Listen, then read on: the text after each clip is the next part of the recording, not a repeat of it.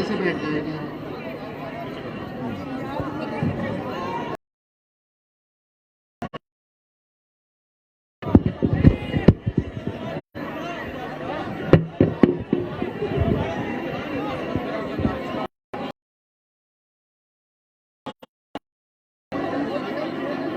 बिस्मिल्लाहिर्रहमानिर्रहीम।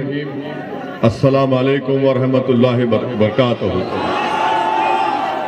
हमारे ज़िला सदर हाफिज मुकर्रम साहब, यहाँ के मजलिस इत्तेहादुल मुस्लिमीन के प्रत्याशी उम्मीदवार अनीस साहब, मेरे तमाम मजलिसी रुफ़ा, मुअज़्ज़िज़ हाज़रीन इकराम, बुजुर्गान मिल्लत, मेरी इज़्ज़तदार माँ और बहनों, आप तमाम का बेहद शुक्रिया कि आपने अपना कीमती वक्त निकाल कर आज के मजलिस इत्तेहादुल मुस्लिमीन की इस इलेक्शन की जनसभा में आपने शिरकत की। मैं आपका शुक्रिया अदा करता हूं। और छपरौली विधानसभा से मजलिस इत्तेहादुल मुस्लिमीन का उम्मीदवार आपके दरमियान में है।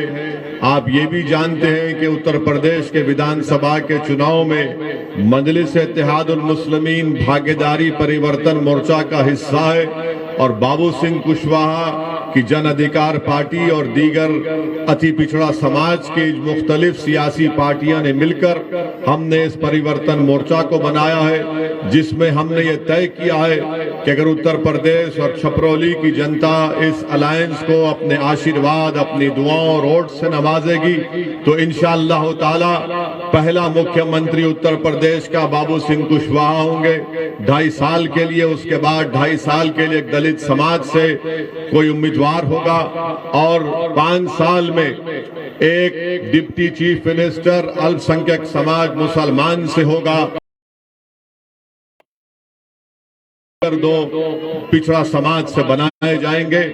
मजलिस की यही लड़ाई है कि अति पिछड़ा समाज हो या सामाजिक न्याय का मसला हो, मजलिस चाहती है कि इस पर तमाम कमजोर तबकात मिलकर, जिसमें अति पिछड़ा समाज हो, अल्पसंख्यक समाज के मुसलमान हो, दलित हो, तमाम कमजोर और दबाए हुए लोगों को मिलकर हमको इस जमहूरी तरीके से अपनी लड़ाई को लड़ना है और अपनी मंजिल मकसूद तक पहुंचना है। और इसके लिए बहुत जरूरी है कि आप लोग मुत्तहिदा तौर पर अपने वोट का आप जानते हैं कि छपरौली विधानसभा में पिछले साल जब कोविड की वेव चल रही थी तो किस तरीके से यहां पर जिम्मेदारों को तंग किया गया, उनको परेशान किया गया और उनको बदनाम करने की एक नापाक कोशिश, एक मंसूबा बनाया गया। उस वक्त अगर पूरे भारत में अगर कोई ये कह रहा था कि तबलीगी जमात कोविड के फैलने की जिम्मेदार नहीं है बल्कि उसको बदनाम करने की कोशिश की जा रही है, जो ऐसी तंजीम है जो इखलास की बुनियाद पर काम किया जाता है, तो किसी में हिम्मत नहीं थी, न समाजवादी पार्टी के नेता में हिम्मत थी, न आरएलडी न बसपा के नेताओं में हिम्मत थी कि ये इस ताल्लुक से कुछ कह सके। अगर पूरे मुल्क में कि पूरे उत्तर प्रदेश में अगर किसी ने आवाज उठाई तो उसका नाम असदुद्दीन ओवैसी था, जिसने तबलीगी जमात को बदनाम करने की साजिश की मजम्मत की। छपरौली की आवाम को मैं ये भी बताना चाहूंगा कि जब आप 10 फरवरी के दिन अपने वोट का इस्तेमाल करने जाएंगे तो याद करिए कि जब कोविड की वेव में आप जानते हैं कि 27 दिन में करीब 30 से ज्यादा लोगों की मौतें हुई थी छपरौली विधानसभा में। कहां पे नजर आए मुख्यमंत्री की सरकार या मुख्यमंत्री नजर नहीं आए जब रोज कोई ना कोई छपरौली विधानसभा में एक शख्स मर रहा था कोविड से। उस वक्त सरकार नहीं थी, उस वक्त यहां पर बीजेपी के एडमिनिस्ट्रेशन से कोई नहीं था। आपको ये बात वोट डालने से पहले याद रखनी चाहिए। तीसरी बात जो मैं आपको याद दिलाना चाहता हूं कि छपरौली विधानसभा में 10वीं जमात के बाद यहां पर कोई तालीम का, कोई शिक्षा का इंतजाम नहीं है। बताइए कौन सा विकास का काम कौन सा काम बीजेपी की सरकार ने किया। चौथा, यहाँ पर गवर्नमेंट के कॉलेज की जरूरत है, उसका इनाकिस इंतजाम किया गया। यहाँ पर 13 लाख की आबादी में सिर्फ 24 पब्लिक हेल्थ सेंटर काम करते हैं। बताइए बीजेपी ने कौन सा विकास का काम किया। बीजेपी बड़े बड़े झूठे दावे करती है जो सच्चाई पर मुबन्नी नहीं है। दूसरी जानिब मेरी इज्जतदार माँ और बहनों, मेरे बुजुर्गों, मेरे गयूर नौजवान साथियों, मैं आपको बताना जरूरी समझता हूं कि जिन्होंने आपका वोट तो लिया, जिन्होंने सुरक्षा के नाम पर आपसे वोट लिया, जिन्होंने बीजेपी को हराने के नाम पर आपसे वोट लिया, जिन्होंने आपके बच्चों को सुरक्षा और उनकी शिक्षा के नाम पर वोट लिया, बताइए आज जब मसाइब और मुश्किलात के तूफान से हम गुजर रहे थे, ये कहां पर नजर आए। पूछिए समाजवादी पार्टी और आरएलडी के नेताओं से कि CAA के ऊपर आपका क्या बोलना है, तो इनकी जबानें बंद हो जाएंगी। तारीख गवाह है कि भारत की संसद में अगर किसी ने संविधान का हवाला देकर उसको काला कानून करार दिया और CAA के उस कानून की कॉपी को पूरे संसद में अगर किसी ने कहकर फाड़ दिया कि इस तरह गांधी ने उस वक्त के सफेद फाम अफ्रीका की हुकूमत के कानून के खिलाफ इस तरह कानून फाड़ा था, तो सदुद्दीन ओवैसी आपके सामने खड़ा है। मैंने उस CAA कानून को फाड़ कर बताया कि ये काला कानून है जो मजहब के नाम पर भेदभाव करता है। क्या पोजीशन है, क्या कहती है सपा और आरएलडी, इसके पास इनका कोई जवाब नहीं है। ट्रिपल तलाक का गलत कानून मोदी सरकार लेकर आई। पूछिए सपा और आरएलडी से कि आपकी इसके ऊपर क्या राय है, तो जबान खामोश हो जाएगी। आप जानते हैं कि आपकी एक आवाज की जरूरत है। आप जानते हैं कि उत्तर प्रदेश की विकास और उत्तर प्रदेश की मजबूती के लिए बहुत जरूरी है कि अल्पसंख्यक समाज की भी एक आवाज हो। अगर आप सिर्फ खामोशी के साथ वोट डालते रहेंगे, वोट डालते रहेंगे, मैं आपको बताने आया हूं कि आप वोट डालेंगे भी और अनीस के हक में इंशाअल्लाह ताला अपने वोट का इस्तेमाल करेंगे। हम सिर्फ वोट डालने वाले नहीं है, वोट हासिल करने वाले भी हैं। आज मैं उन समाजवादी पार्टी में जो बड़े बड़े नेता अपनी जिंदगी गुजार दिए, आज घर में बैठकर रो रहे हैं कि हमको टिकट नहीं दिया गया, हमसे धोखा किया गया, हमसे इंसाफ नहीं किया गया। मैं उन समाजवादी पार्टी के नेताओं से कह रहा हूं कि तुम गैरों की चौखट पर जाकर एक हकीर विधानसभा के टिकट के लिए भीख मांग रहे हो। आओ मजलिस में हम टिकट बांटेंगे, तुमको भीख मांगने की जरूरत नहीं है। और मैं उन नेताओं को चौकन्ना कर रहा हूं, अखिलेश यादव तुमको धोखा देगा। अखिलेश यादव जिस किसी अल्पसंख्यक समाज के नेता को टिकट नहीं मिला, अखिलेश यादव उसको बुलाकर बोल रहे हैं ये लो लॉलीपॉप और मुंह में चूसते रहो।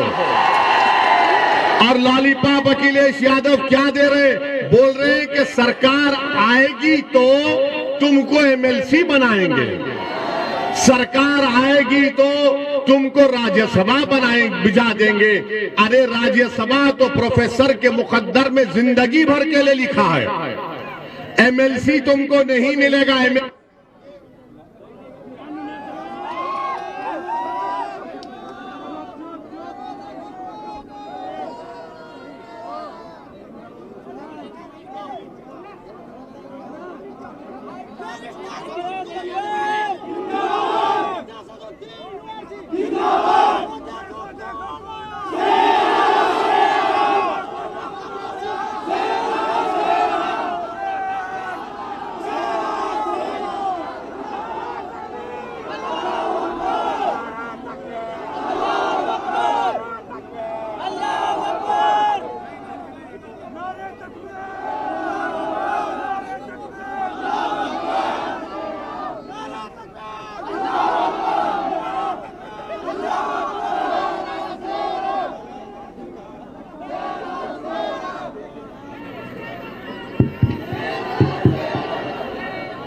अब आप सोच लीजिए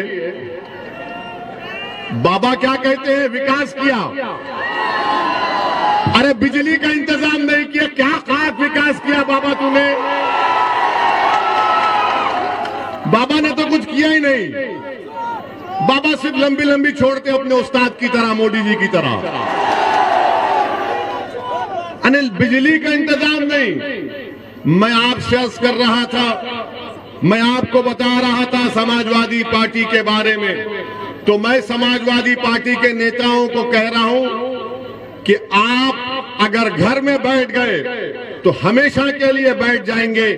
आइए हमारे साथ आ जाइए, हम आपको अपने कंधे पर बिठाकर आपकी राजनीति को इंशाल्लाह चमका देंगे। अखिलेश यादव आपको डुबा देगा और आपकी राजनीति को हमेशा के लिए दी एंड कर देगा, खत्म कर देगा। अब ये इनको सोचना है कि वो क्या करेंगे। तीसरी बात, यहां पर पिछले बार विधानसभा के चुनाव से किसको जिताया था आपने? किसको जिताया था? कौन सी पार्टी का था? अब कहां कूद कर चला गया? कुलाठी कहां मारा? अब उसका जिम्मेदार हम हैं। हमने आपको उसको कहा था कि बेटा कुलाठी मार के मोदी जी के गोद में जाकर चाय पी ले। हमने तो नहीं कहा था ना। अब जयंत चौधरी इस पर क्या बोलेंगे? जयंत चौधरी के पार्टी से ये कूद कर नरेंद्र मोदी और योगी के साथ बैठकर उस पार्टी का प्रत्याशी बनकर यहां पर आया है। आपका वोट जाय होगा, याद रखिए। आपने 2019 के पार्लियामेंट के चुनाव में बीजेपी को वोट दिया आपने? कितनों ने दिया? हाथ उठाओ, डरो मत। कौन जीता यहां से? कौन जीती? हम बोले थे आपको वोट डालने के लिए। आपके वोट की कीमत क्या रही है बताओ? 17 में आपने आरएलडी को वोट दिया, वो बीजेपी में दौड़कर चला गया। 19 में आपने बीजेपी के खिलाफ यहां पर आरएलडी को वोट दिया, तब भी बीजेपी जीती। आपकी जिम्मेदारी नहीं है बीजेपी को सिर्फ हराना, आपकी जिम्मेदारी खुद कामयाब करो और बीजेपी को भी हराओ। हमारे दिमागों में 50 साल से बात डाल दी गई, आप नहीं जीत सकते। मैं आपको मिसाल दे रहा हूं, हाथी होता है ना, तो बचपन से हाथी को एक मामूली सी जंजीर में बंद करके रख दिया जाता है, और जब वो हाथी बड़ा हो जाता है तो हाथी यही समझता कि जंजीर से जकड़ा हुआ हो। मैं आपसे कह रहा हूं, आप बहुत ताकतवर हैं। अल्लाह ने आपको बहुत ताकत दी है, इन जंजीरों को तोड़ो, एक ताकत बनो। आपके मुकद्दर के फैसले आप खुद कर सकते हैं, बशर्ते कि आप अपने फैसलों पर एतमाद करें, बशर्ते कि आप पूरे अल्लाह की जात पर भरोसा करके अनीस के हक में अपने वोट का इस्तेमाल करिए। मैं आपको ये भी बताना चाह रहा हूं कि अगर जिंदगी हमसे वफा नहीं करेगी, अगर कोई कामयाब हो जाता है हमको खत्म करने के लिए, तब भी मैं आपसे कह रहा हूं कि अपने आंख में आंसू मत लाइए। हां, हमारी गाड़ी पर हमला हुआ, 4 गोलियां उन 2 लोगों ने चलाई, मगर अल्लाह जिसको बचाना चाहता उसकी कोई जान नहीं ले सकता। और हमारा तो अटूट इस बात पर ईमान है कि जब तक कुदरत फैसला नहीं करेगी, किसी की इंसान की ना मौत आएगी, जब तक अल्लाह नहीं चाहेगा ना आपकी मौत आएगी, ना कोई आपका रिस्क छीन सकता है, ना कोई आपको बेइज्जत कर सकता है। तो ये तीनों चीजें हम लिखा कर लाते हैं। हमको ये सप्पा आरएलडी मोदी नहीं देते। हम दुनिया में जिंदा हैं तो अल्लाह के रहमो करम पर जिंदा थे, हैं और रहेंगे। गोलियां चलाने वाले वही लोग हैं जिन्होंने महात्मा गांधी को कत्ल किया था। ये 4 गोलियां चलाए हम पर, अल्लाह ने हमको बचाना था। मगर मैं उन लोगों को फिर से कह रहा हूं, मैं मौत से नहीं डरता हूं, इंशाअल्लाह ताला मैं नहीं डरता हूं। मुझे मालूम है कि इन तमाम जितने दुनिया में लोग आते हैं, अपनी माँ के पेट में पलकर जब दुनिया में आते तो अल्लाह एक वक्त मुकर्रर कर दिया हर एक का, और हम और आप जाएंगे इस दुनिया से। मगर याद रखो, मैं मौत से नहीं डरता, ना मैं कत्ल करने वालों से डरता हूं, ना तुम्हारी गोलियां मेरी आवाज को दबा सकेंगी, ना तुम्हारी ताकत मुझे तुम्हारे ताल्लुक से डर में खौफ पैदा कर सकेगी। मुझ पर गोलियां क्यों चलाई गई? क्योंकि मैं बीजेपी की आंख में आंख डालकर आप गरीब मजलूम अवाम के हक की बात करता हूं। मुझ पर गोलियां इसलिए चलाई गई, मुझ पर गोलियां इसलिए चलाई गई क्योंकि मैं गरीब आवाम के इंसाफ का मुतालबा करता हूं। मुझ पर गोलियां इसलिए भी चलाई जाएंगी क्योंकि मैं हिस्सेदारी की बात करता हूं। मैं संविधान के दायरे में रहकर जब ये बात करता हूं तो इन जालिमों को पसंद नहीं आता। ये नादान, ये बुज़दिल ये समझते हैं कि ओवैसी की जबान को खत्म कर दिया जाएगा गोलियों से। अरे तुम्हारे में दम है तो मारो गोली। मैं मगर अल्लाह ने फैसला किया कि तुम्हारी गोली से मेरी मौत होगी, तो मैं आपसे कह रहा हूं, आप अपने हर बेटे को, अपनी बेटी को मुझसे ज्यादा काबिल बनाना। अगर एक ओवैसी मरेगा तो तुमको मैं वसीयत करता हूं कि लाखों में तुमको मुझसे ज्यादा ओवैसियों को पैदा करना पड़ेगा। और याद रखो, हम दुनिया में आए तो जाएंगे, मगर अपने बेटों को, अपनी बेटियों को डॉक्टर बनाइए ताकि वो बीमारों का इलाज कर सके। अपने औलाद को जर्नलिस्ट बनाइए ताकि वो जालिम हुक्मरानों से बेबाकी से सवाल कर सके। आप अपनी औलाद को सियासतदान बनाइए, विधायक बनाइए, सांसद बनाइए, जिला परिषद में लेकर जाइए, चेयरमैन बनाइए, लड़िए। याद रखिए, जो ये चिड़िया होती है ना, जो आसमानों में उड़ती है, क्या वो अपने घोंसले में उड़ती है या बाहर निकलकर उड़ती है? जो चिड़िया घोंसले में उड़ती है, बाहर उड़ती है, तो क्या तुम सिर्फ अपने घोंसले में उसके बनाए हुए घर में रहोगे या एक आजाद परिंदे की तरह रहोगे?